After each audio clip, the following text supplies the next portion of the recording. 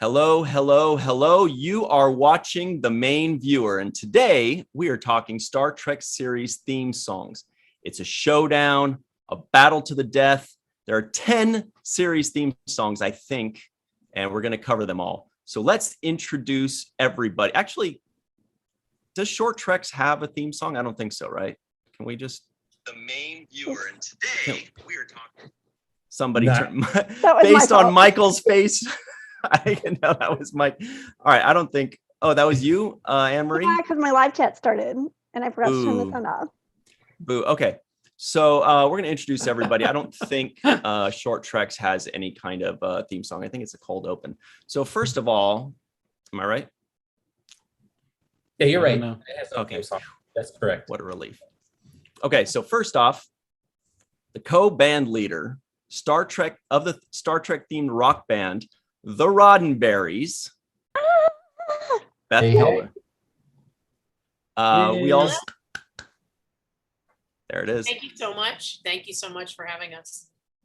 We also have the other co-band leader of the Roddenberries, who, by the way, were the house band of the 55-year mission in Las Vegas this year, and I think a bunch of other things coming up. Bill Tayoun.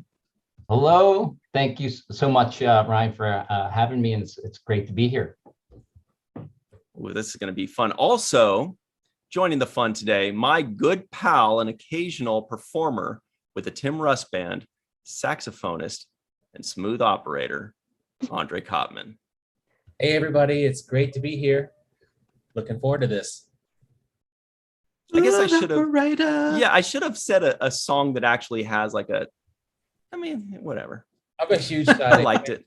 I liked it. Everybody likes that song. No, that was good. I'll go with that intro.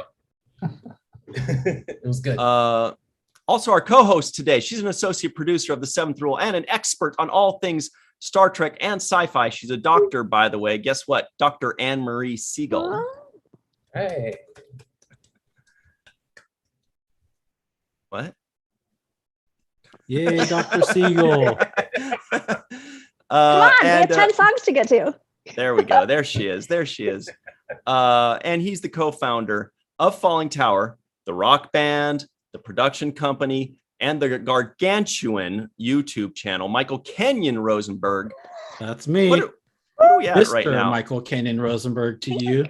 Like 993 or something? 995,000 subscribers on our YouTube channel. So what that means is everybody at the end of this show, go subscribe because we are not patient. It's been like 15 years. We need that million. Anyway, my name is Ryan T. Husk, and 995,000 subscribers is not enough for me. Let's talk about, real quick, in the news, before we get knee deep into this, Virtual TrekCon had its first Sunday mini-con a couple days ago, and it was awesome. Thank you to everybody that participated.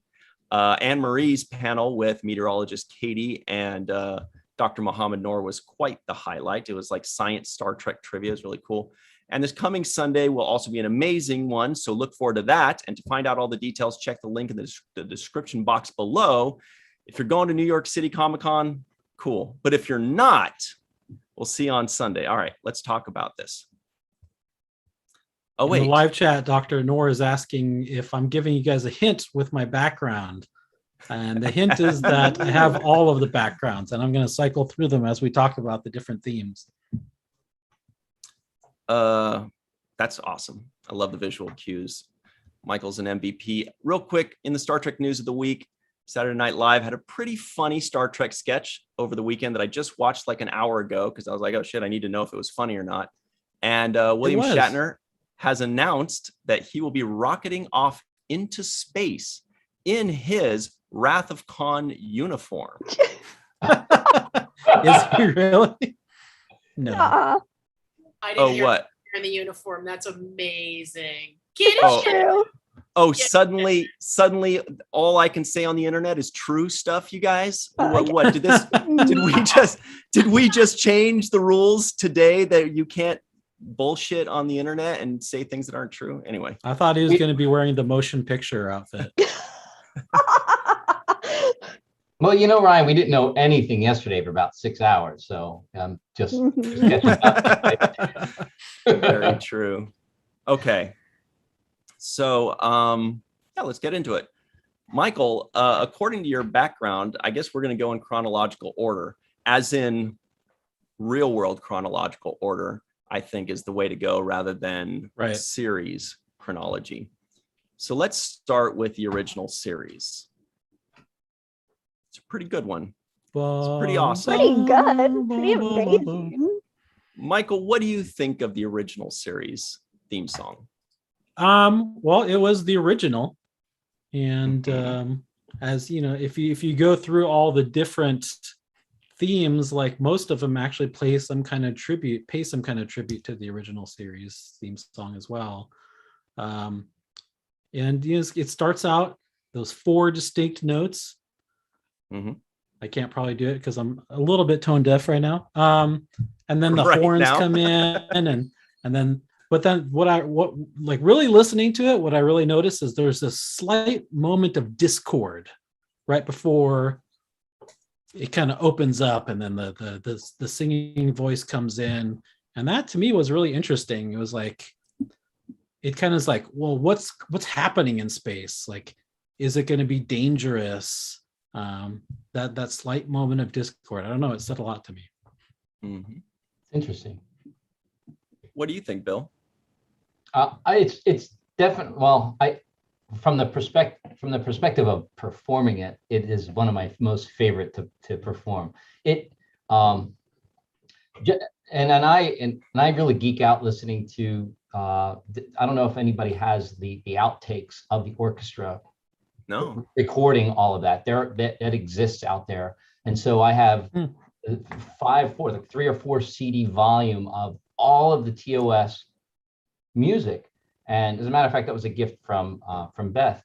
And you hear not only the actual recordings, but all the things they didn't use. And then you hear multiple takes of the original series theme that they tried. So that discord you're talking about, you hear different iterations of that. And you hear them saying, take 1, and then take 2, and take 3. And they add in different instruments, or they accentuate certain instruments. And I love that. It has a lot of, it's just one of my favorites, just for a lot of reasons. Mostly it's sentimental and, old memories of watching that as a kid. So it's where what does it for me. I was thinking a lot of the things is going to be how we feel about the show or the time that we watched it. What were you saying, Andre? I was going to say, do they show the lady who actually did the singing in that original recording? Because her voice to me is just iconic. I'd love to know more about her. I saw a clip of it on YouTube today when I was getting ready for this, and you see Alexander Courage talking about it, like Sandy Courage, and they showed a clip of her, the soprano who did it. And I guess originally, in the original few takes, I'm sure this is on the CD, she's kind of like lower on the mixing, but then Courage said that Gene Roddenberry was a sex maniac, so he insisted on like his words. So he insisted on like bumping up her voice more and more so that it became more predominant. But his original like idea for the whole song was that there would be long sweeping phrasing with like a lot going on underneath, to sort of, the long sweeping phrasing would be like the ship, and then everything else would be like what's going on in every episode and all of the adventures. And then he actually did the like whoosh sound for the ship himself, which and you actually hear them doing the sound effects, some of them that you're like, how did they do this? But you hear just outtakes of the whoosh, and you hear them doing it with their breath. It's crazy. He was like, don't spend all that money. I gotta know, Courage doing the swoosh. Anne-Marie, does making a woman's voice higher make them sexier? I don't understand. Well, I think that it was like just the way that the song was mixed. She had like a softer, she was softer on the like mixing. A lower voice. Well, no, just like quieter, but then like bumped, not frequency, just the volume. So he wanted her volume like brought up in the song, which I thought was really interesting. And that's iconic. I mean, what she did just sets the whole song apart for me. I mean, that whole orchestration just like makes the Enterprise soar. So like just her part in that to me is just incredible. And I'm glad they went that direction for the first song. I agree. Couple quick shout outs to the people in the chat. One Trek fan says, I love William Shatner. He's my captain forever and always. I'm pretty loyal. And Scott Jensen, who has quite the temper, he says, where did it go? He says, pretty good, Ryan. There are bongos. I guess that's the 60s version of the cowbell. Beth, what do you think of the original series? Theme song. I have I was raised on Star Trek. I mean, some of my earliest memories are watching Star Trek with my dad when I was like 4 or 5, and it was there were reruns at the time. Yeah.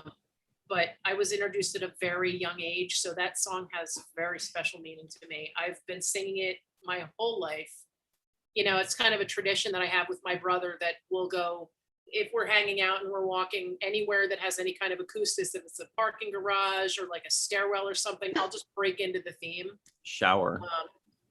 And he thinks it's funny, but I don't know. I love to sing that song. I love to sing that song. I love everything about that song. I love Alexander Courage. I love all the orchestration that they did just for that series alone in the 60s was just amazing.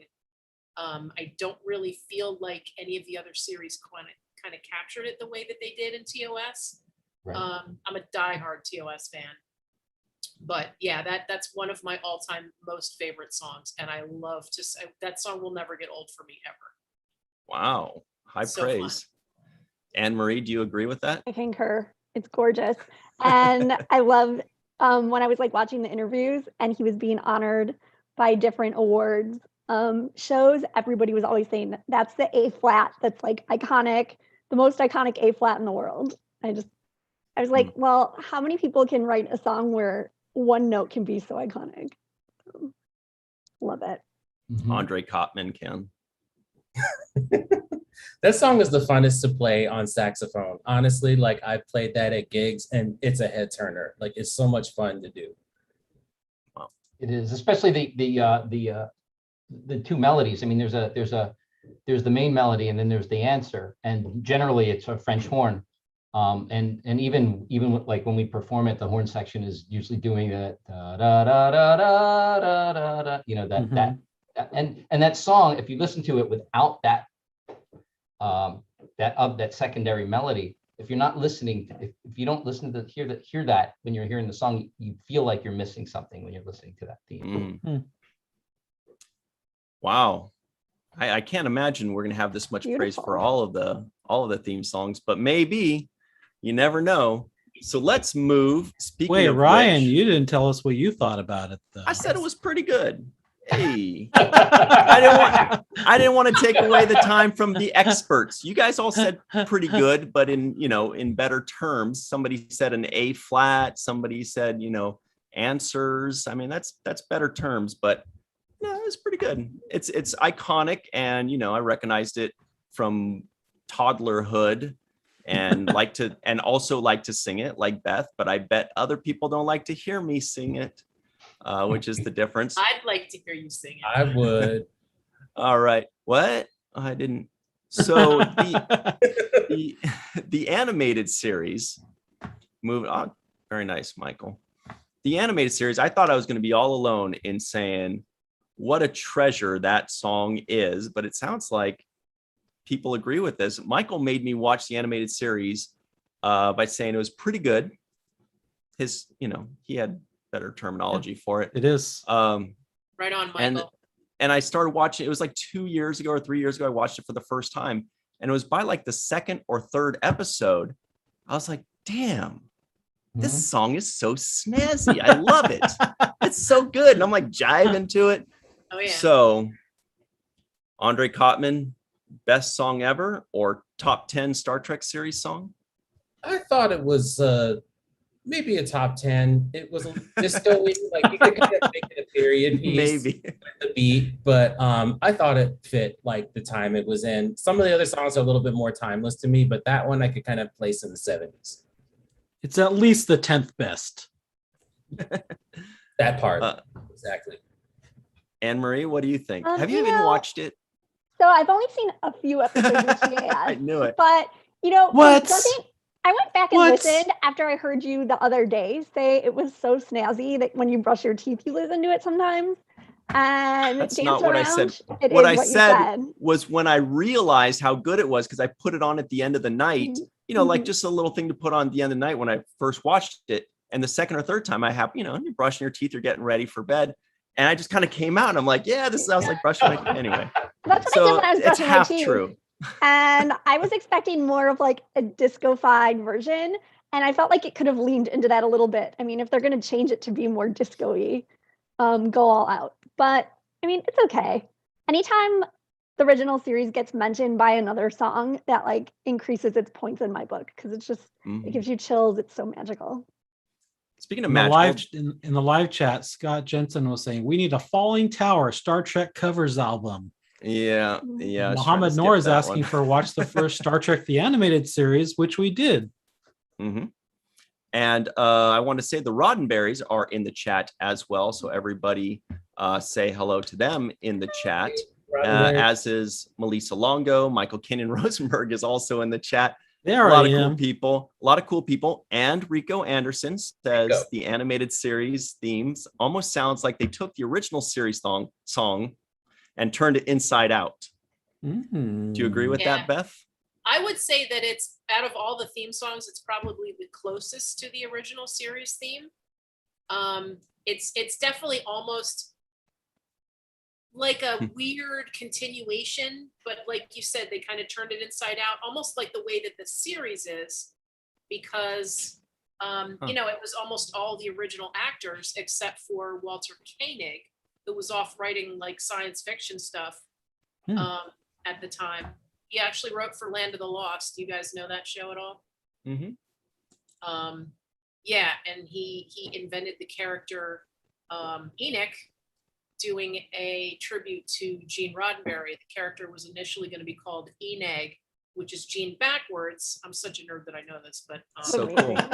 And they're like, that's a little much. So then they changed it to Enoch. But anyway, so he was the only one not doing voices. So they really considered it to be like the fourth season of Star Trek. I mean, all of the actors and, everybody that was in production, DC Fontana, like everybody was involved. So I think they tried to keep it a little closer to the belt of TOS because it was the same characters. So, but I love that theme song too. It is pretty snazzy. See? She knows. We need to jazz that up a little, Spock Nick. I was thinking, I need to hear you guys do it. We did it this year in Vegas. We did it. We actually learned every theme to do for house band. Wow. Yeah. Except Prodigy, not Prodigy. Right. Because I don't believe it was out yet. If it's out, I haven't not even heard it yet. I heard it. It came out a month ago, and we will be, we're gonna tackle that one. But before that, what do you think about the animated series song, Bill? I love it. I mean, I love it even more like that, as Beth said, like we learned it for this convention, and it is more period. Like, I do feel that it, when you hear it, it fits in the 70s. Absolutely. It is very much like the original series theme, but I love it. It Ryan, it also makes me move. Yeah. Nice. See. Can't help it. It does. It absolutely. You just start moving and you just can't help it. Are you gonna do the Billy dance? Yeah, right. And then just the ending. Da da da da bum bum bum bum bum. It's such a great. Very exciting. It's very cartoon ending. Yes. Makes you ready to watch a cartoon. Like you're like, oh, Saturday morning cartoons. Let's watch them now. Exactly. You know what? That's maybe you just summed it up. It's a combination of the original series theme and a Saturday morning cartoon theme together. And that's actually a good way of describing straight it. up jazz. Yeah. I like that.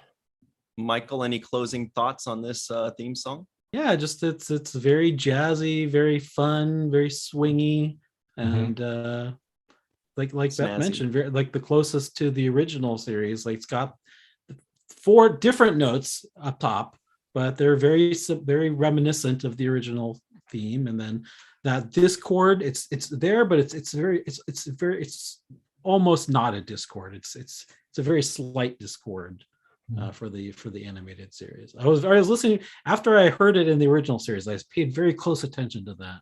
Mm-hmm. Nice. All right. Well, this is it. I mean, after the animated series, there's not really much to cover, but we might as well do it anyway. Wow, Ryan. Next Generation with Captain Jean-Luc Picard of the Federation Starship Enterprise. Boy, oh boy, what a tune, huh? Who wants to kick that one? Okay, Anne-Marie, you're smiling the I just biggest. love it so much. I mean, obviously, it's based on the motion picture theme song, which, I mean, you can't go wrong with Jerry Goldsmith. And I love him and everything he does and how majestic and grand this song is. And it just, the second it starts playing, you can't help but feel like so excited about what's to come. And I just love all of Jerry Goldsmith's like whole body of work, and that he was inspired by Mikos Roja and like the Ben-Hur composer and Spellbound, and just like that magical like old Hollywood like style really comes through, and it's just gives you chills, and it's so exciting. Plus that's like my Star Trek growing up, so it's like, oh my god, time for bedtime, TNG theme song's playing. Like, it's gonna be fun. So yeah, I just love it. It's amazing. Wow. All right. We're getting a theme here of listening to and watching Star Trek when getting ready for bed. It seems like it's a thing. Andre, what do you think? Yeah, it should be at least. What do you think, Andre? 9 p.m. I love that song. I also listened to Star Trek a lot before I went to bed too as a kid too. So yes, that's the thing. But it's one of the most iconic theme songs. I'm glad that they reused it from the motion picture. But I just want to throw out a side note for Ron Jones. I think he's the best composer that was ever seen Star Trek. He's done Best of Both Worlds. He did seasons 1 through 4, I think most of 4 in The Next Generation. And his scores like made episodes stick for me. So side note for Ron Jones, literally, I think the best composer ever in Trek. But yeah, I love the Next Generation song. It's iconic. I agree with you on the seasons 1 through 4. There was definitely a difference after season 4, where you lost. And I'm not saying it was bad, but it was a lot of repeated use of the same themes throughout episodes, and the distinctness and different character that every episode had in seasons 1 through 4. Even if you hated the episode, because come on, let's face it, season 1, come on, sometimes. But even Totally. even if you hated the episode, I mean, it was distinct, it was different, it was interesting, and I agree. I'm so happy you brought that up, because I've always thought that, and yeah. Dude, we're on the same page. Like, there are moments like in Q Who and Best of Both Worlds where that music hits and you feel the terror that crew felt, or the same wonder, even on some of those like not so great first season episodes. We're totally on the same page. Yeah, excellent composer. Wow. I wish they would have used them more. Do you agree with this, Beth, or are you going to challenge them and just be like, you guys don't know what you're talking about? No, I actually do agree. It's fun that you brought that up. One of the things that I like about, and I love the Next Generation. I love. I just love all of Star Trek. You're not really gonna. I'm gonna spoiler alert here. Like, I'm not really gonna say, not so much that theme, except for maybe one, and we'll come there. Oh boy. Yeah, oh, same. I like this tease. I like where this is going. Oh, I'm so sorry to say that out loud. Anyway, but so the I think you just need to have some faith. Yeah, there was one I didn't listen to prepare for this. You got to talk about that. Yeah, we're gonna have words. Please continue, Beth.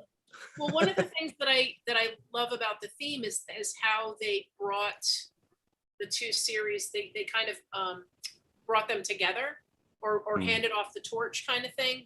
Because we started that theme seeing the original crew with TOS and the movies and the motion picture. And then TNG, it's like so many years later. Now they're starting another Star Trek series, and it's like, okay, how's it going to go? Nobody really knew, but I love that they made the continuation of that song into TNG to kind of like marry the two. I don't know if marry is the right word, but I really like how they did that. I think it was partnership. I think it was strategic, and I think it was really well done. I think it was budget, but it worked. Michael, Let's do you Google have that any now. thoughts? Do you have any thoughts to close out the Next Generation? Yeah, just the general feeling of it. It's very sweeping, and you get the sweeping, and you kind of like, you get the feeling of like you're going out and you're going to go explore strange new worlds and seek out new life and new civilizations. Yeah, it's almost like marching band, like military band stuff. It's like I get excited. Like I want to fight somebody. Another musically, another interesting aspect of that song is it modulates like 4 times, and that it's there's a lot of variation in that, and it adds so much color. So it's not the same repeated A, B, part A, part B, whatever. It's changing, and it's sounding new as the song is progressing. So it's just another thing that was interesting. It's a challenge to play it with a band. I mean, after you play it 100 times, you're fine. But to initially learn it, it's like, what is that? Where's it going? What's happening? Yeah. The Roddenberries tell us that Beth's favorite is Spock and second favorite is Picard. So everybody at home that's marking their trivia down for Beth, now you know. We don't know who number 3 is. We don't know, but we might find out. Yeah. So let's move on to Deep Space Nine, because you guys were kind of talking about how the Next Generation song makes you feel like you're going to go out and adventure and all that kind of stuff. For me, Deep Space Nine is the one in which the song describes the show to me. Like it has the feeling, like when you first hear that trumpet, when you first hear that playing, almost by itself, it has the feeling of the loneliness and the emptiness, in desolate space, this one lonely outpost, this one lonely horn just playing out into the distance, and it seems almost brave and defiant and lonely and strong. And like when I hear that, it actually just gives me the imagery of what the space station basically is. But that's me. What do you think, Beth? I think we're done here. I think you just what you said. Awesome.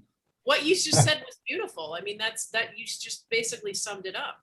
I think when they write these themes, they really, especially with DS9, they did a really good job capturing that, because it is very different than any of the other series. I mean, everybody knows if you watch Star Trek at all, it's very different. So I like that the theme is also different and kind of projects that or represents that. But it's very majestic as well, So I'm not going to give it a thumbs down. That's what I'm saying. Awesome. What about you, Andre? Are you brave enough to give it the thumbs down? Don't really. That would really hurt our feelings. I was just that would make us sad. I want to start the trend. I'm so sorry. Honestly, I think the way you described it made me like it a little bit more. I think like the song they didn't really have much to do other than the trumpet in that song. But then somewhere between seasons 3 and 4, they added some more like drums or horn in it to kind of beef it up a little bit. And then I liked it more. But the song is beautiful. It's very much the lone beacon in space vibe to it. I initially liked it better once they filled it out more. Yeah. And then now upon re-listening to it, there's that loneliness and sadness that's there in the first 2 or 3 seasons that I kind of like that version better, even though it's not quite as good. I like it more. for some reason. What about That's you, just like Anne-Marie? the mood of the seasons. You know, like those first two seasons Right. where Cisco's alone and missing Jennifer Yeah. more and sort of acclimating to the station. And as they add more instruments in later seasons, it's sort of like all the new species like intertwining, and it becomes even more majestic. So I like that like follows the progression of the show. But I will say that, you know, it I don't know, it's really great and everything, but TNG's a hard act to follow, and so is TOS for their theme songs. And so sometimes I wonder if that, like, you know, when people just turned it on and they're so used to TNG and comparing it, if maybe that already like made an impression that it wasn't going to be as good. But I do really like it. It is pretty, but just not as memorable. This is from the Doctor, who is known to have given every Star Trek episode ever a 10 on IMDb. So not perfect mate, but yes. Not perfect mate. Well, next time you watch it, you'll be like, you know what? I'll bump it up a bit. Michael, your thoughts on Deep Space Nine? Well, now I'm going to sound like the asshole because I don't really know which version I listened to, but maybe the filled out version. But like, but there's like what I remember hearing is there's like this drone of like a high violin. Is that like the original or is that the later one? It's got to be a later one. If it's got extra strings in it, it's just like a low drone. Like very low volume, very low volume drone throughout the whole thing. Not the very beginning, but just kind of after like the initial few notes, and then once the things start to pick up, then there's just like a little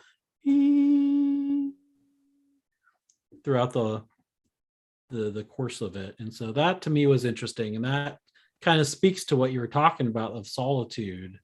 This one lonely violin all by itself just playing. But once again, I don't know if it was the original one or the one that they changed. I didn't even know they changed it. Okay. Well, so it's the same song just filled out. So right. The melody's not going to be any different, and there might be a lot of the same. Maybe live chat can tell me which one I listened to and make me not look like such an asshole. Ooh, the live chat loves this one. War Dogheim says, Mike, you're smoking crack. No, he didn't really say that. I was gonna say it's gonna take a second for it to catch up with the live chat. Oh yeah, that's true. Shout out to War Dogheim out in Montana. He's our buddy. We like him. Bill, any final thoughts on Deep Space Nine? I love it. I because we had to learn it and listen to it over and over again. And it does seem, it's like A, B, A. I mean, it's not that complicated, but when you actually listen to it and spend time listening over and over again and trying to get certain parts, there's some beautiful harmonies in there, string harmonies that are happening. But one thing that we got the privilege of doing was, we were the house band for the Vegas convention, we got to bring up Dennis McCarthy to the stage, right? And then we're backstage watching the panel. I saw that.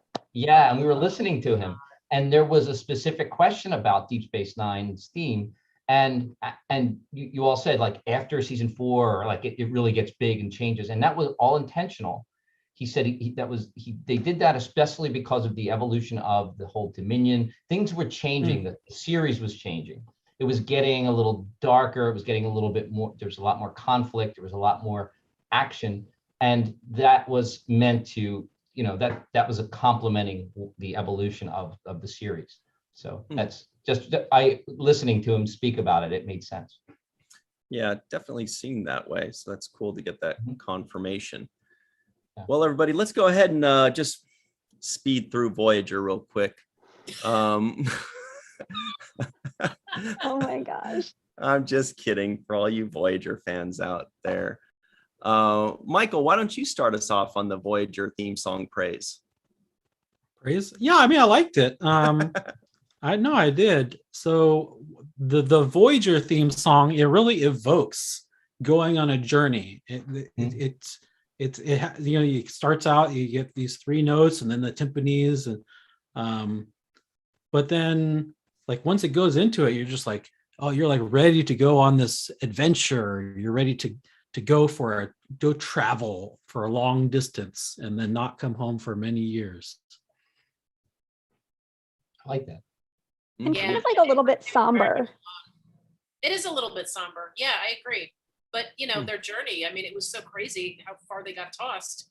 So, much in the way that you were saying about DS9, that it kind of evokes like the loneliness and the, the space station. It's kind of the same with Voyager. I think they did something of the same thing with the theme song to evoke that feeling, because they got thrown so far away and they really were alone. I mean, as far as Starfleet, I mean, of course they ran into all kinds of different alien species and that sort of thing, but they really were alone in that. I think that you can kind of feel that in the theme song as well. One other thing that I'll say though is there's like real quick. I just want to say, I didn't notice this, Beth, but you have a nice reference to the animated series. I thought that was Spock on your door, but it's actually Giant Spock from the animated series. Oh my gosh. And regular Spock standing between his legs there. This is my tribute to the Infinite Vulcan. Big Spock, little Spock. Yeah, I love it. Sorry, Mike. I was gonna say to speak about the Voyager theme song. There's like a second movement where it's more evocative of like emotion and love almost. Yeah. And that where it kind of goes into like a more subtle, I don't want to say subtle, but less like in your face, less booming and less movement, and more kind of just. Bill, your thoughts on the movements? I like how Michael described it, because I feel like you're describing the intent of the theme. It does evoke journey. It does evoke there's some solemn aspect of it, especially in the middle part. But they were totally screwed, right? Or what are they? 70,000 light years away from home. I mean, so there's got to be a little bit of that solemnness. But I love it, and but I will also say I will stand by our ska version of the Voyager theme. That was new this year. That was so much Doctor, your thoughts? Oh, I was like looking around like Mohammed Noor. I just echo everything everybody's saying. And I think it's also a really brave choice that Star Trek made with Deep Space Nine and Voyager to have their theme songs, really match the show, especially like in an era of TV up until then, where usually the theme songs are like some little catchy song. And I think it's brave to have it be more serious and not like majestic, like TNG, and trust people to not turn it off. Totally. Like, they trust their viewers to be more cerebral.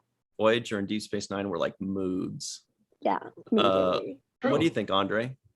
I personally loved it. I like, even though they were alone in the quadrant, like it always made me feel like, oh, they're gonna go and find stuff. Like, look at all the cool stuff they're flying by in the intro. Like, it made me excited to like go explore, and like that they were gonna go find some cool stuff, like forehead aliens of the week all over the Delta Quadrant. You never know they would find.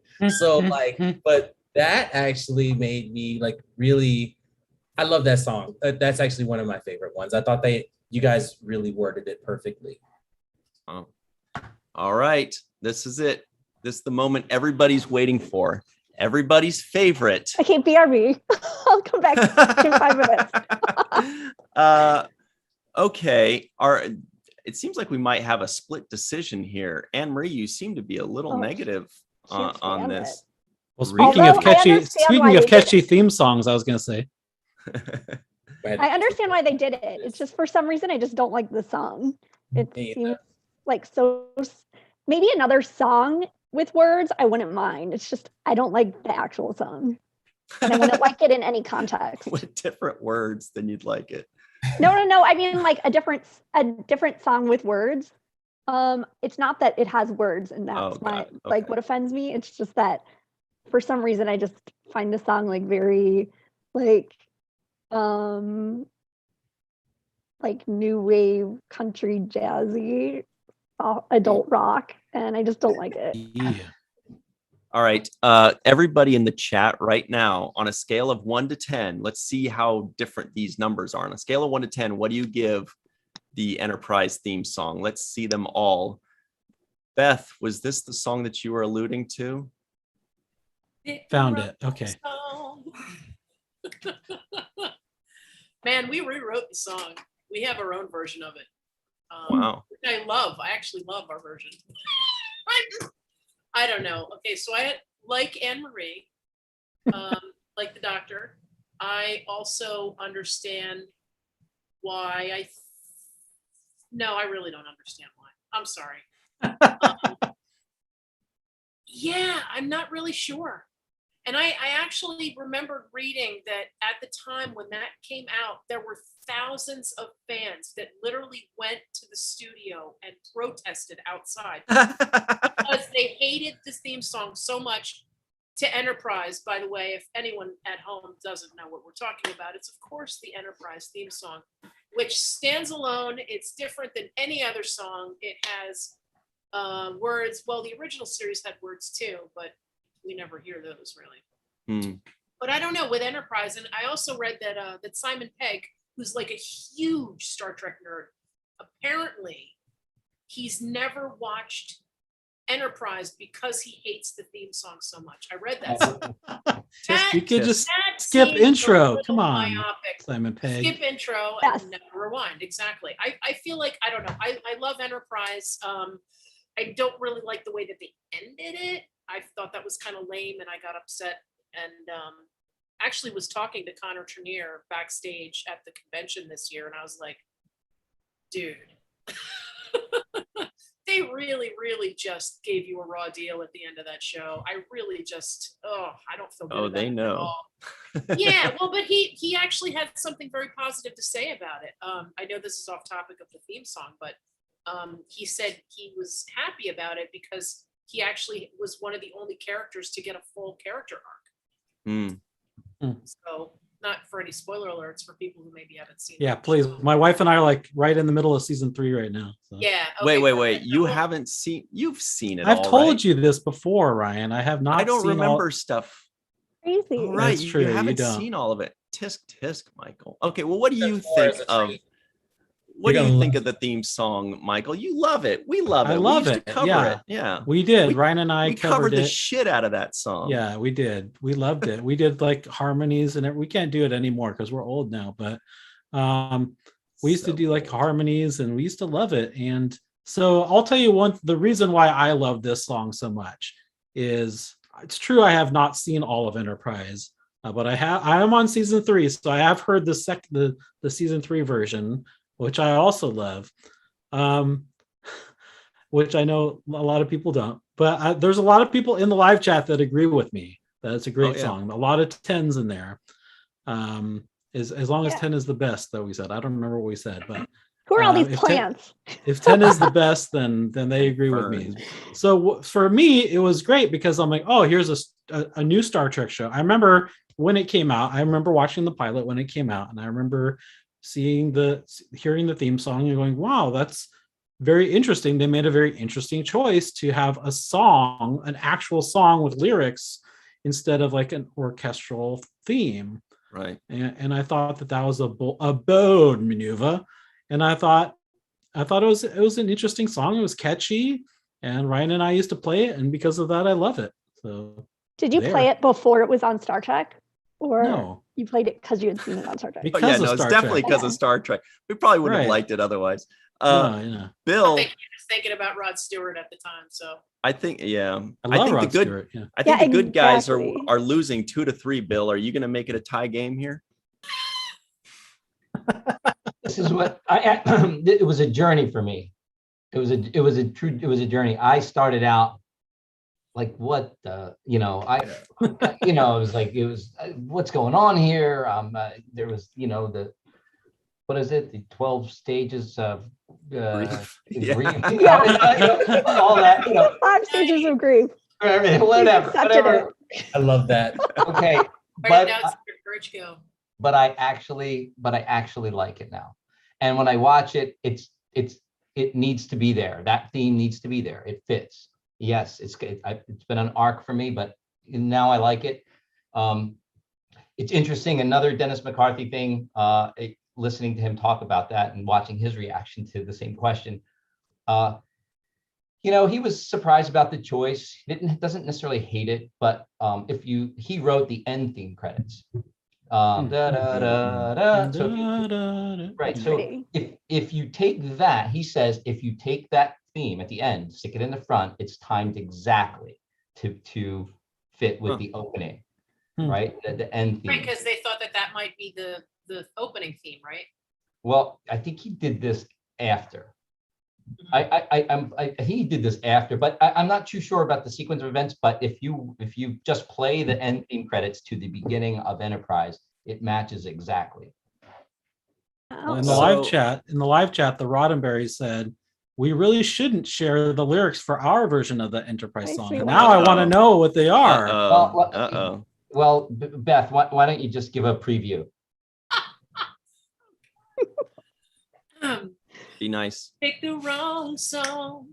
Yeah, I knew it. It was never clear. When the credits roll, we must face our darkest fear. Oh, I die a little death with every line. Keep asking myself why. Oh, where did Alexander Courage go? Skip intro and never rewind. Like a snake through the heart. It's like my fate has been sealed. And I've lost faith in everything that's too great on my soul. At least they could have used Rod Stewart's version. I can't take anymore. It's a theme mistake. My heart might break with a stake through the heart. That's the original. Yeah. Very, very catchy. So much better. Very hurtful. It's a very too. catchy song. But I will say, you know what? I was like, when I heard so many people protested, I'm like, all right, I got to do something about this. We got to rewrite this song. I will say though that the Faith of the Heart Pro team tied the game versus the Faith of the Heart anti team. So let's go to fam. What a comeback. It's because we had faith, but let's look at Sci-Fi Guy. Sci-Fi Guy gave it a 2. Chuck A gave it an 8+. But isn't Sci-Fi Guy Andre? That's me. I don't know. Hey, well then no poisoning the well. Chuck A gives it an 8+. Linda gives it a 10. Kimber gives it a 10. Mohammed Noor says Enterprise normal theme 8. Mirror Universe 100. Answer. Yes. Good call. Yeah, we also got a 10 kajillion in there, a 5-ish, a 4, 7.5. It went 10 kajillion. 2 to 9. War Dogheim. Justinus gave it a 3. Okay, we'll keep it as a split decision. Fine. Yeah. You guys, it's time for the new stuff. Oh, Ryan, I gotta give you a read on Enterprise. Okay. This cool, unless we got to move on. Like this. No, go ahead. It traumatized me for a little while, but like I think in the end, it grew on me because like I think it was like a like an cancer all the way to a 2, Andre. Yeah, it was like an attempt by the producers to be edgy, but it really came across as like comfortable soft rock in space that was out of place. So like, but the more I got to know the cast and see the episodes, like the song really grew on me. And then I think Chuck and Dr. Mohammed Noor mentioned the Mirror Universe theme. That was perfect. I mean, I loved it. It just brought the whole, and then the whole scoring for that entire episode was brilliant. I mean, like and when she took Empress, that was just okay. Mm-hmm. I've seen those 2 episodes, so you're okay. You're not spoiling anything for me. No spoilers. What Season a relief. 4 retreat. What a relief. You didn't spoil it for him 18 years later. Earmuffs. So, all right. Well, now let's hit up Discovery. Sorry for skipping you, Andre. I thought you'd given your 2 cents or your 2 out of 10. Discovery. I mean, Andre, you're wearing the disco shirt. Why don't you lead us off? Okay. I actually really like the Discovery theme song. Like it's a song that I feel like makes you think, and it's a ship full of very smart thinkers who are solving some of the Federation's biggest problems. So I like it. And then in the end, it feels like you're kind of like when Discovery flies out of like the spore thing. It's great. Like it's a good song. It makes you think, and it kind of sets the stage for action. I don't have much to say about it, but I like it. Mm-hmm. Anne-Marie? Absolutely love it. And I love at the end when they reference TOS. Yes. It's just beautiful. And it gives, the first time I saw the credits when Disco premiered, it's just like, you can't not be excited when you hear it. And it's just beautiful. Jeff Russo is so talented. Mm-hmm. I love it. Beth, do you also love it? You're on mute. You're on mute, Beth. You muted. Oh, there you go. I thought we were gonna do charades. Sorry, you guys. I'm so sorry. I love it. I think it's absolutely beautiful. I also Billy. I think we watched the very first Discovery. Yeah, we did together. We all watched it. A ton of us, all the Roddenberries, got together to watch the new Star Trek series when it came out. And when we heard the little TOS twist at the end, I think I was like getting all teary. I love it. I think it's absolutely beautiful, beautiful, beautiful, and it's one of my favorite Star Trek theme songs. Bravo, A++. Absolutely. Mm-hmm. Beautiful is the word I would use too. It is. It's gorgeous and beautiful. Actually, real quick, I remember when I realized how much I liked it, though, was I think it was maybe the third or fourth episode of the first season. We used to always have watch parties. Andre, you'd be there, Rico would be there, and we'd always, have our watch parties and drink our made up Star Trek drinks and stuff. And like the theme came on, and this was maybe the third or fourth or fifth episode, and suddenly we all just kind of started humming along, singing the song or singing, the notes. And then that's when you kind of, once that song kind of sticks with you, that's when you can really appreciate it. Bill, what did you think of it?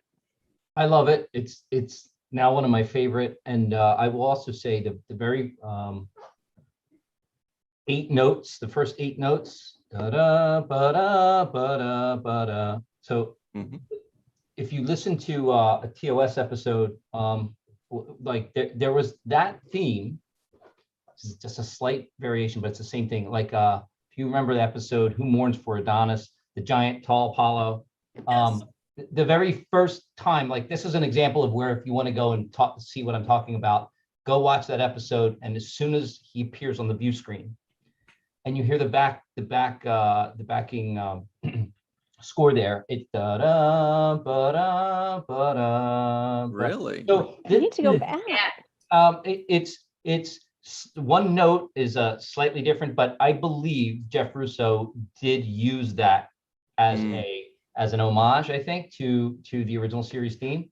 So to the original series itself. But listen, and that theme reprises over the 3 seasons in different places where somebody is saying something,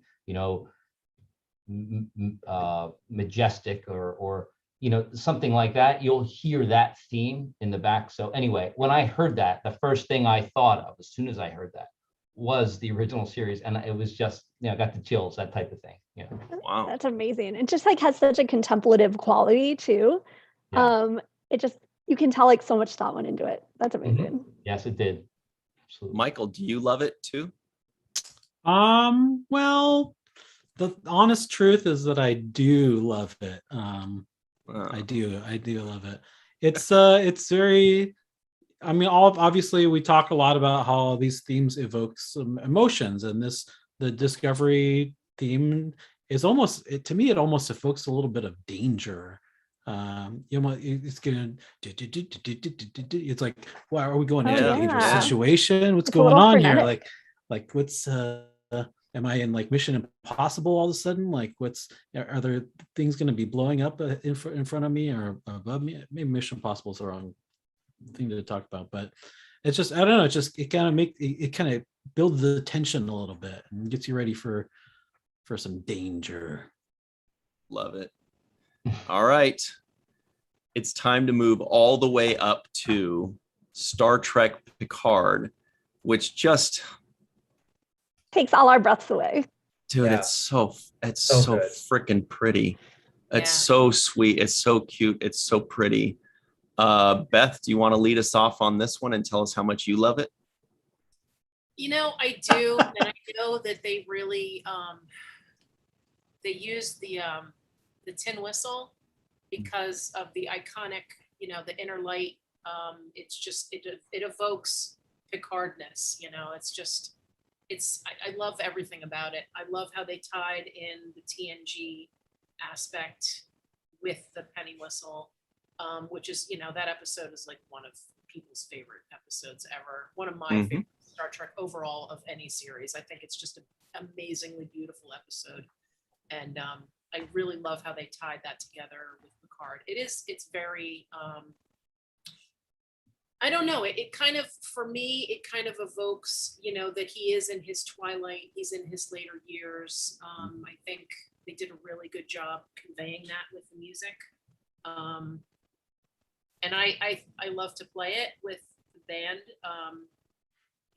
Sometimes it's a little challenging, but it's just so beautiful. It's just so beautiful. I mean, I don't know what else to say. It's just, It touches me right here. It really does. Andre, and I love Picard because, of course, he's my second favorite character in all. That's right. We know this to be true. Andre, where does the theme song touch you? I think it just got to me personally when I heard that beautiful cello cue up and then really just play. And we all have such a deep connection to Patrick Stewart and Captain Picard. And just it brought back the nostalgia of seeing him on screen. And I remember when we went to the premiere in LA for that, I actually legit kind of teared up a little bit. It was beautiful. And I think they did a real good job of putting the nostalgia and showing how beautiful his story is and how he's not done. So I love it. I think it's probably top 3 for me. Whoa. Nice. No spoilers. That's a hint as to the final question of the day. Michael knows that Michael always knows my antics. Anne Marie, what do you think of the Picard theme? Obviously, I think it's amazingly beautiful. First, I have to say that the Roddenberries Inner Light music video from TLV a few years ago is one of my favorite things to rewatch. It's so good. But good point. Yeah, the Picard theme song is just beautiful on every level. Nostalgia-wise, the actual song, how beautiful it is that they reference that, and it's an episode with Patrick Stewart's actual son. So just hits on every single possible level. And then also it's just a gorgeous piece of music. It's just stunning. Bill, your thoughts? Yeah, I mean, I think it's all been said. It's one of those themes that it gives me the chills when I hear it. It's so beautiful. I love to listen to it over and over. I mean, Jeff Russo did an amazing job, and I'm so happy. There's nothing else really to say. It's beautiful. It's the right theme for that. Michael, do you agree that it's beautiful, or would you use a different word? No, I would use the word boring. No, I'm joking. No, I love the song. Oh man, everybody's mouth. It's obviously very beautiful. I mean, come on. It's basically, it's been mentioned. It's TNG in a bottle and sent out to sea and left to wither and come back, and you open it up and you get this breath of the old TNG. You're like, oh yes, I remember this. I love it. Yeah. That's awesome. Oh, and how many shows have episodes with songs that are that beautiful that transcend to get into another series or make you remember it? And Star Trek has so many, but absolutely true. Yep. I think that's probably part of it's a reason for the success of Star Trek is they have not skimped in the music department, and it's been a feature more so than just we need music. It's been part of it. It's kind of like all of think of all the Star Wars as well. I mean, you don't think of Star Wars without hearing the iconic themes. You can't divorce them, and you can't divorce music, especially these themes from Star Trek. You can't. Speaking of divorce, Lower Decks. I don't know how that's connected. That That was a hell of a segue. But boy, oh boy, I love that theme song. It feels very Star Trek to me. Picard and Discovery feel very new Star Trek to me, whereas Picard has the callbacks to Next Generation. The Lower Decks theme song feels like 90s Star Trek. It almost feels like, if you've ever been to Disneyland, that soaring over California, it kind of sounds like that, which is not Star Trek at all, but it still reminds me of that. Anyway, I think it's very Star Trek for a new Star Trek theme song. But what do you think, Andre?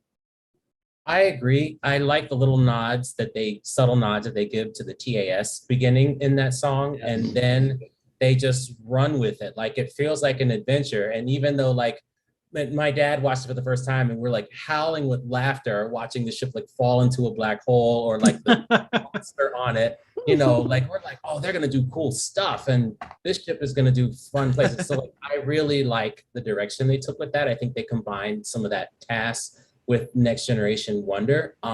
So it's a great song. Yeah. Michael? Yeah, it's very, to me, the Lower Decks is very reminiscent of Next Generation. I mean, it seems like as much as the animated series kind of reprised the original series theme, it seems to me like Lower Decks kind of reprised the Next Generation theme to a point, because I mean, we all know that, you know, Mike McMahon is very much in love with TNG. He wrote like that season 8 TNG book. Based on his tweets and stuff like that. So, but I mean, yeah, it's very, very reminiscent of TNG. It's like they're ready to go. They're ready for whatever these second contact adventures they're going to have are going to be. They're kind of not ready if you look at the title sequence. That's true. Yeah. But the song's great, and that background is perfect. It's their little hallway bedroom. Yeah.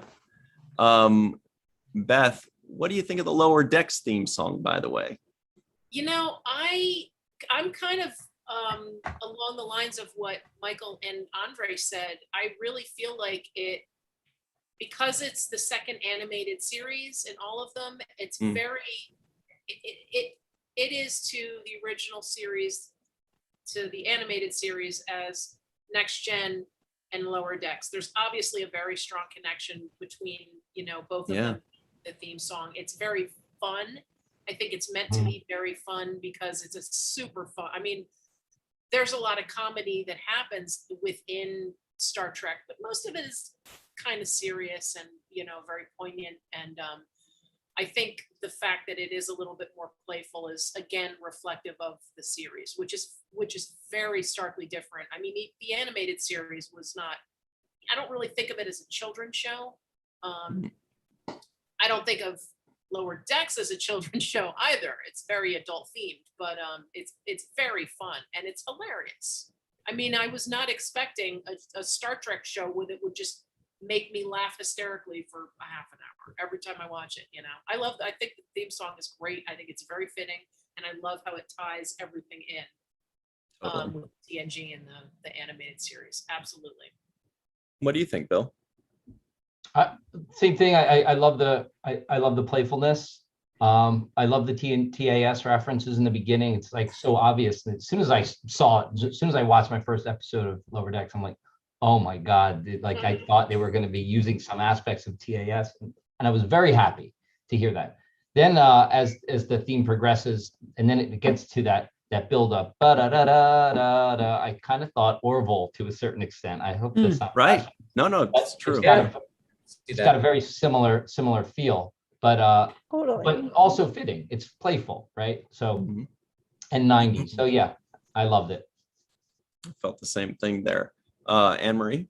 Yeah, it's starting to grow on me a little bit more, but since Orville came out first, and that already kind of stole the thunder of being such a great like spoof of a 90s Star Trek theme song like TNG, I kind of wasn't, it took me a while to start liking it a little bit more because I wasn't as impressed with that aspect of it since it had already just been done.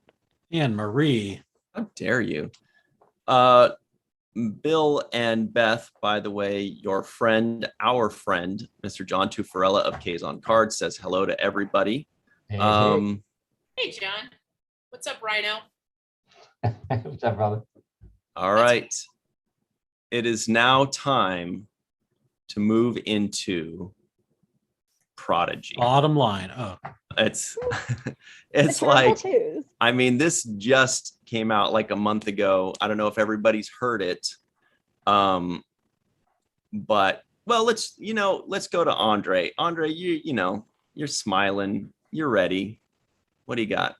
I liked it. I think if I was a kid, I'd be ready to just like check out all their adventures and go find a spaceship with a hidden third nacelle. I mean, I love the song.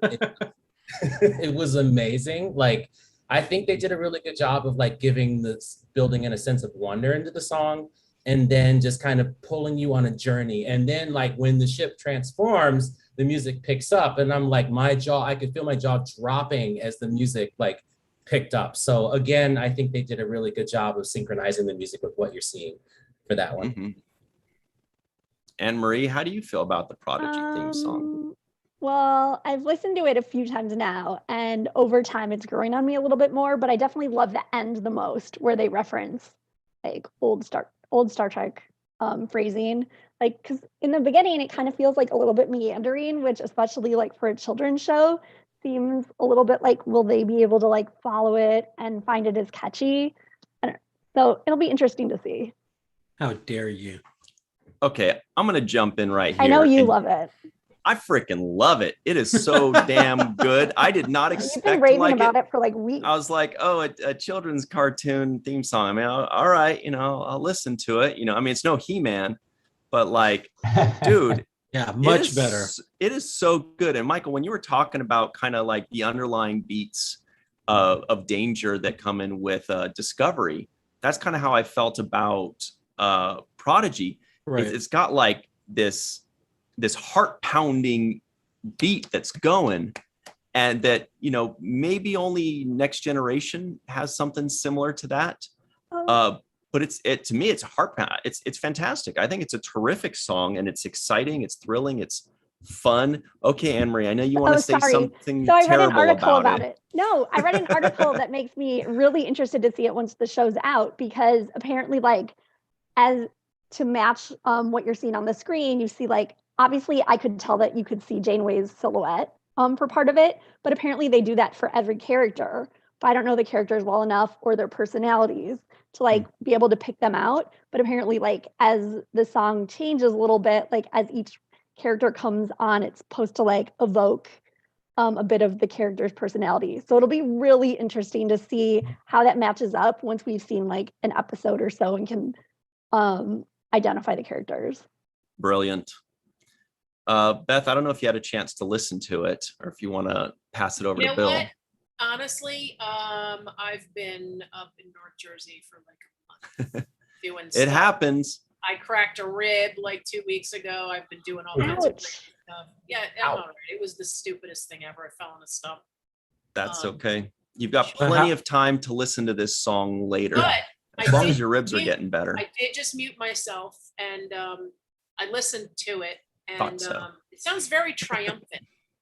And I'm very, like what you were saying, Anne Marie, I'm also very interested in seeing it, and I mean that'll kind of help me to connect a little bit more with the song, because I don't know, I'm very visual, and I want to see like how they're tying it into what the show is all about, because I really don't know a whole lot about Prodigy, but I would like to know more, and I'm sure I will know more at some point. We've got to learn that theme song, Billy. That's the one. That's the only one that's left. We're waiting for it to come out.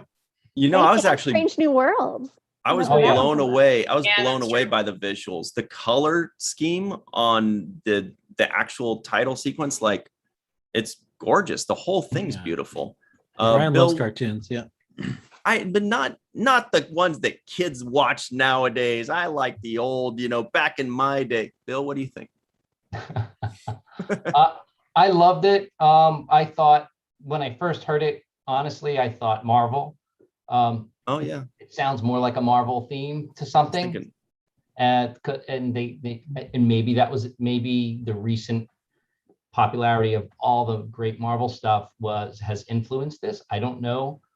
The composer Nami Melamad, is that her? Actually, Is that her? she does the music. She's gonna do like the music in the episodes, but it's Mhm. actually Composing, the yeah. guy who did the- Star Trek Into Darkness and Beyond. I think he Mike did two of the Giacchino. JJ. Yeah, Yeah, Michael G. Yeah, that's, and you know what? Wait, thank you for reminding me. When I heard the very beginning, there was just a loud sound with the bells, right?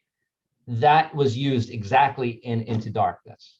That sound. So thank you. Yes, I thought that. I thought, wow, it sounds like the 2009 Star Trek and Into Darkness. awesome. But I also thought Marvel after it starts to get underway. But I like it. I like it. Mhm. Michael, what do you think about the new Star Trek movies and Beastie Boys? Well, I feel like I've been No, sabotaged Prodigy. by this question. Okay. Okay. So if I was going to be a reviewer of theme songs on the interwebs, which I guess I'm doing right now, I would say adventure, excitement. Oh boy. A Jedi craves not these things, but Star Trek Prodigy does. That's what this theme song evokes for me.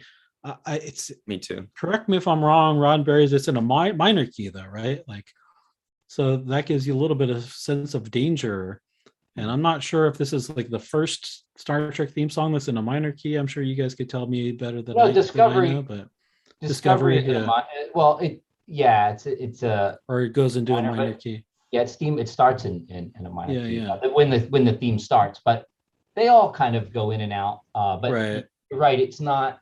Actually, I do think it's. I don't. I have to listen to it. I don't want to just say stuff. Yeah. Yeah. But yeah, so that to me, in minor key always evokes a little bit of darkness, and like this theme song with the drums especially evokes adventure and danger, and it's interesting for our children. I mean, ostensibly Nickelodeon is a children's TV network, and so you think, okay, this show is going to be for kids, but I mean, there's adventure and excitement and danger in this theme song, and I'm really looking for it, just based on listening to the theme song alone. Yeah. I mean, if you look at these characters, I mean, they're just like whatever. These are just weird characters that they're just making like, oh, we can draw all these weird aliens now that we have another animated series, but the theme song really makes me excited to watch the show. Totally. It's funny. All right. Like I remember more how it made me feel than the actual notes. Like I remember bits and pieces of it because I need to watch it more, but that one made me feel like, oh man, these kids are really gonna go rocketing. So that's a weird one because it just made me feel, and I think all the Star Trek songs make us feel a certain way, and I think I take away that the most when I think about some of these songs. You're muted. Your sound went out. Thank you. I was just telling Andre some terrible things that he didn't want to hear anyway. Michael kind of gave us a hint that I like to play fun games. So now that we've covered all the songs, they're not always so fun for us. They're always fun for him because he gets to put people on the hot seat and watch us squirm. A hot seat at all. It's very fun. I just want to know what everybody's top 3 Star Trek series theme songs are. And I know it's tough because we can usually narrow it down to like 7. You know what I mean? Or 9. Like top 3 by like nostalgia and love of that part, or top 3 by just however you songs? want to do it. It could be the 3 you think are the most musically sound, the 3 that make you feel the happiest. Michael, you've had plenty of time to think about this because you've known me for like 30 years or something. I'm also the bravest, so I always go first anyway. So I'm going to be very unpopular amongst half of this, and I'm going to say that my very favorite theme is Faith of the Heart. Yeah, he knows. But actually, man, a close second's got to be Prodigy. This theme, the more I listened to it, the more I was just enraptured by it, and the more I was just turned on and ready to turn on the TV. But then third place, just for sheer nostalgia and love of the show, I'm just gonna have to say Deep Space Nine. Wow, Michael and I have top 3. Like we have like an identical top 3, so I'm just gonna give mine. Although, I felt like I needed to disqualify Faith of the Heart because it was a cover of someone else's song. It wasn't like a song that was like written for Star. So that's the only reason I took it out of my top 3, and I'm putting Picard in there. But I've got actually Prodigy, Picard, and Deep Space Nine at the top slot for me. But I did not think already. I did not think anybody would like, but it's freaking good, man. It's really Anyway. good. Yeah. It's Now that I put my foot in my mouth, everybody else can say Not what at the all. real thing, what the real answers are. no way. Those are the top 3, top 4, really. Bill, what do you think? What do you got? Well, my top one is always TOS for so many reasons, as we discussed earlier. But that's my favorite. I would say my next favorite is Discovery. I love that theme. If I had to choose, I mean, it's so hard because I love these all in different ways, right? It's almost they're equally loved, but in slightly different ways. So it's hard for me to say I have a favorite, but I would say, I guess the third would be. I know. It would be. I would say it's probably the Next Generation theme, but I will just have one little caveat, and I like the theme better from the motion picture. A little slower. Interesting. I like it better that way. What do you think, Beth? It's a toughie. I mean, TOS for so many reasons is always going to be my top. I have such a loyalty and such nostalgia for that show. Like it literally changed my life when I was like 4 or 5. So I'm going for that for number 1. Probably the disco theme for number 2. And I don't know, it's kind of a toss up because I really love the animated series theme, and I also really love the Picard theme. So I don't know. Can Choose I say one. 4? You can. I Yeah. kind of did. Don't make me choose. I mean, all the themes are great in their own right, but for me personally, I usually go on like how it makes me feel when I hear the song, and so I'm going with those. Yeah, you're allowed to say as many as you want, really. I mean, Thanks, Ryan. whatever. But you said 3 though, Ryan. Yeah, I know. But then I also kind of said 4 because I said that I disqualified Enterprise. Otherwise, it would be. So that way I could secretly sneak in 4. Now I'm going to say that honorable mention goes to animated series. So now I just did 5. What do you think, Anne-Marie? Oh, TOS. And then I want to say TNG just because of the nostalgia, but also it's Picard and then Disco. They're just so beautiful. And I would have never expected new Star Trek to win my heart, like for something as like emotional and like spiritual as music. And I can't believe that they did it, but they did. Wait, so you said TOS, because that's just like. and Next Generation and Picard and Discovery, right? Mm-hmm. Okay. TNG isn't really my number 2. It's just that's like, what I'm the I same grew way. up with, and it's like really special. It's a big part of my It's- childhood. It's okay. I'm not really like writing these down or anything. There's no spreadsheet. It totally is. Andre, what do you think, Andre? I would have to say my third most favorite is Picard, or probably Picard, just because of the way it makes me feel. I mean, He's going backwards. He's counting down. All right, third This is Picard. fun. I like this. It's like Casey Kasem. That's exactly what I was just thinking. Number 2. Number 2. Vortex. I just love that song. Like when it ramps up at the end and then the Cerritos just warps off. Like I just know I'm gonna have fun watching it. Like I love hearing it. And then number And 1 Andre's number 1. is it's the Next Generation theme song, but the motion picture version of it. When they do the ramp ups of it, like that to me is just like, oh man, like you're gonna soar at warp 7 or whatever ship speed TOS went. So that's my number 1. Yep. That is so fun. All right, everybody that's watching at home or listening in, put in your top 3 for us, or 4 or 5, whatever. Yeah, if I can put in a 4th one, I want to put in TNG. No, that's not too. allowed, Michael, and you know it. You put 5 in. So come on, you can't tell me I can't put a 4th in. Yeah, but everybody at blown away that home, Prodigy give made us your top TNG. 3. Give us your top 3. Sorry, what were you saying, Michael? I'm Though? just- What's your? Oh, TNG. Okay. And Anne Marie, what's? I just can't believe that 2 people on this panel said Prodigies in their top 3. I know. I'm really It's- taken aback. Hey, it's visually stunning too. The color is Hey, amazing. right. Come on. Yeah. Hey, High two five. people That also coming. said Oh, 10 you're facing the other way on my motion. screen. Oh, Yeah. Right. That's right. Bill and Andre totally agreed on the Next Generation. Yeah, that's Yeah, the motion picture version of the Yes. Right. So good. nerds. Well, the Academy agreed with you. well, just one quick little thing. They sped it up to fit in this specific amount of time, and if you listen to the end, it's an abbreviated ending. So the original ending is it feels better, and it's slower, and the crescendos are much better. Anyway. Yep. All right. Real quick, let's give a few shout outs. Chuck A said original series, Next Generation, and Deep Space Nine. One Trek fan says TOS, DS9, and Discovery. Nathaniel Robinson gives Deep Space Nine, Picard, Lower Decks, and Archer's theme. That's an interesting thing. Yeah, nice theme. Medallion just says Prodigy. That's it. Medallion knows what's up. yeah. Kimber Spores says Voyager, then second and third are the rest. Oh, okay. Oh. And the Roddenberries asks Andre when they're jamming together at a convention. Yeah. Ooh. I'm in practice. I'm there. I'm down. Okay. Yep. We will be in touch. Definitely. That'd be sweet. That's I'm so down. cool. Rico Anderson likes the animated. He says TAS, Disco, and Lower Decks.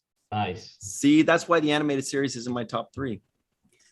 Maxine Soloway says TOS, DS9, Discovery. Mhm. Right. Okay, well, I think that's about it. We do want to thank everybody that joined in on the fun in the live chat, and let us know in the comments below as well. You know, if you're not watching this live, if you're watching this later today or tomorrow or a year from now, when there's Strange New Worlds and you guys are like, dude, Strange New Worlds is better than all the others. You guys blew it. Let us know in the comments below. Give us your top 3. Tell us with whom you agree. And I think that's about it. I mean, like, we got a lot of original series, a lot of Next Generation / movie stylings. We got a couple Prodigies, a lot of Discovery, a lot of Picard.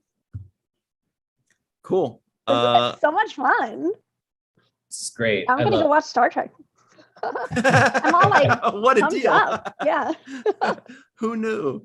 And I really loved your factoids about the original series song too. Like, I did not know some of the things. I'm gonna go back and try to find more info. Oh yeah, it's Oh, so please. interesting on YouTube. Please try to find. Get the music compilation. It's all the original series music. If you're very interested in really geeking out, and then you'll hear all the outtakes of the band. You'll hear the band talking in the background. You'll hear them making sound effects. It's really awesome. I'm down. That sounds good to me. Oh, also, Rico Anderson in the chat is doing my job for me. He says, hit the like button, party people. Victory is Yes. like. Victory is like. Very nice. Please do that one. Yeah, give us a like, give us a comment. No, who originally said that? Medallion. Amory? Yeah, that's right. Shout out to All Medallion, right. the That's great. smartest of the smarts. Mhm. That's it. So, Michael Kenyon Rosenberg, where can everybody find you or stalk you on the internet? I don't know, probably anywhere like Facebook, YouTube, Falling Tower. Instagram, Falling Tower for sure. I do a weekly podcast with somebody else on this panel. And hint, it's Ryan T. Husk.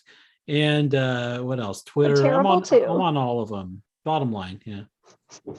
What's this week's episode, Michael? This Forward. Sunday we will be reviewing the podcast. For those of you who don't know, it's called Watch the First. We watched the first episode of a series and we talked about if we liked it or if we'd watch the second one. This Sunday we will be reviewing Altered Carbon, Oh, as recommended by interesting. Melissa Longo. Recommended by Melissa Longo, who's in the chat right now. So enjoy that, Melissa. I'm sure we'll have nothing but scintillating things to say about it, and no twists or turns about that one. Yeah, there's a pretty big twist. There's a big one.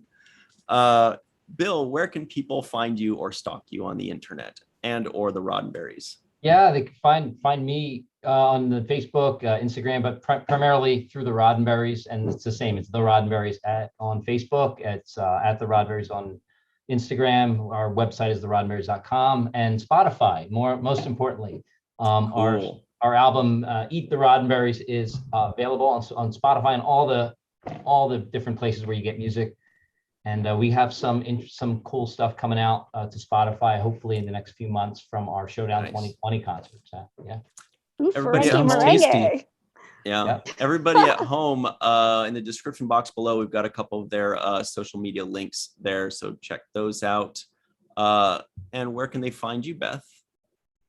As William said, all the Roddenberry stuff, you can find me there. I'm not a huge social media person, but what I would like to plug, this is not Star Please. Trek related, but I am involved with Scotch Whiskey, my partner and our resident Klingon for the Roddenberries. We do a children's podcast for NPR, and it's called The Radio Adventures of Eleanor Amplified. And we haven't really been doing it because of the pandemic, but we're starting back with, it's going to be a live podcast, I think, in early November. And then we're getting into, what is it, Scott, season 5 coming up? Season 6. Season 6. 42nd most popular children's program. 42nd most popular children's podcast in the country, I'm being told.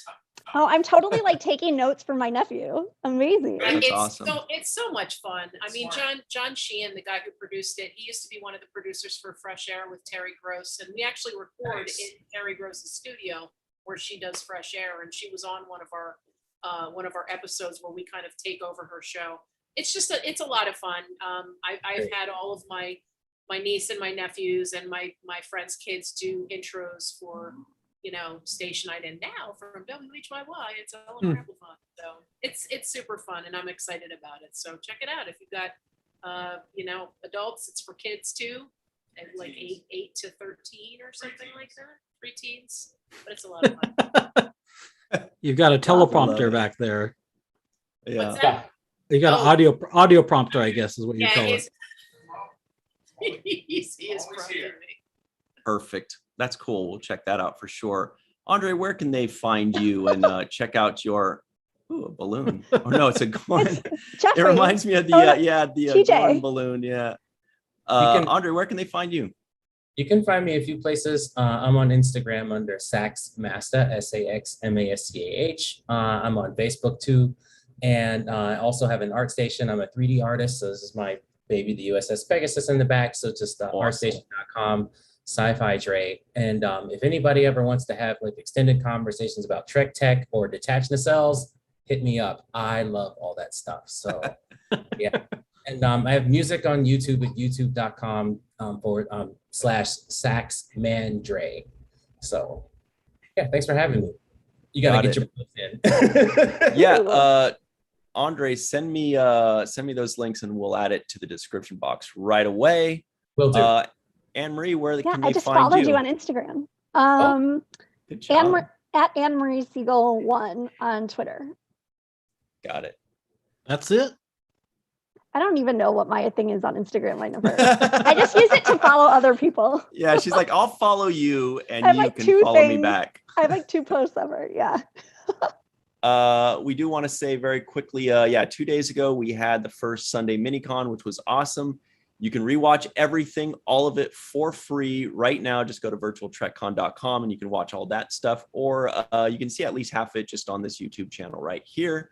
Yesterday, Seventh Rule came out with the new episode, the review of Ties of Blood and Water, I believe. Yes. Right? Kira's That dad. was- No They spoilers. killed Kenny. Yeah. You killed Kenny. So check that out. That is that's brand new. You can see that and find that in the description box below as well. All these links are, so just go down there. And we've got Falling Towers episode covered. That's on Sunday. And lastly, Thursday at 6 p.m. Pacific, 9 p.m. Eastern, the Seventh Rule does a review of Lower Decks episode 9 with a special guest, maybe. Ryan, you didn't tell anybody where they can stalk you though. don't know, Yes. whatever. Fuck you. I guess this YouTube channel, Google Ryan T. Husk, whatever. I'm wearing a Lambda Quadrant shirt today. Shout out to them. Should have mentioned that at the top. Got that at Star Trek Las Vegas, our good friends at Lambda Quadrant. Find them on your favorite social media, Lambda Quadrant. Pretty easy, right? Check them out. I think that's it. Any final thoughts, guys? I would like to give one more shout out to Donate Life America, which you can't really see. There you go. Donate Life, where you can register to be an organ donor. And some people, like one person exactly on this panel is waiting for a kidney. That would be me. Thank you. And please register to be an organ donor. Or else. Well, Beautiful. Cool. We'll definitely include that link too. Should have thought of that. Great. Thank you very much for joining us, Andre, Bill, and Beth, Michael and Anne Marie. Whatever. Good work as usual. Yeah. We know how great you guys are already, but thanks very much to Thank everybody. you guys so much. Really so appreciate it. Thank Yeah, you. thank you very so much for having us. This has been a lot of fun. Yep, Tons definitely. of Nice fun. chatting with Really you Great good. to hang with you Trek nerds. Mhm. Yes. It's like our favorite thing to do is hanging with Trek nerds. All we do is hang with Trek nerds. Cool. That's about it. So thank you, everybody. We'll see you all very soon. I guess next week. Yeah, check us out next week on the live show, Tuesday. That's a good time to see us. Sarcastic salute. There we go. Bye-bye, everybody. Bye. Put it up on the Oh, main wait. viewer. Yeah, I forgot to say, when you like to listen to cool Star Trek themes, put it on the main viewer.